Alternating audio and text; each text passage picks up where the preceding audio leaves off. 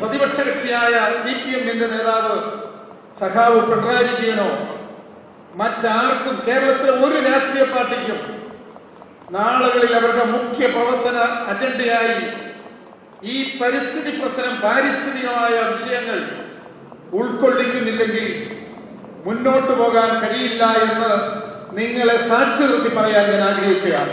പുതിയ പ്രധാനമന്ത്രി നരേന്ദ്രമോദിയോട് നേരിട്ടൊരു അഭ്യർത്ഥന നടത്താൻ കഴിവുള്ളയാളല്ല ഞാനെങ്കിൽ പോലും ഞാൻ പറയുന്നു, മാധവ ഗാഡ്ഗിൽ കമ്മിറ്റിയിൽ വെള്ളം ചേർക്കാതെ ധീരമായി നടപ്പാക്കാനുള്ള തന്റെ ഇടം അദ്ദേഹം കാണിക്കണം.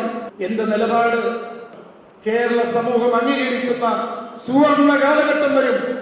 അന്ന് ആത്മീയതയുടെ മുഖാവരണം കൊണ്ട് അറബുകാരൻ കൊണ്ടുപോകുന്ന മൃഗത്തിന്റെ അൽപായുസ് പോലെ ആത്മീയതയുടെ മുഖാവരണം ധരിച്ച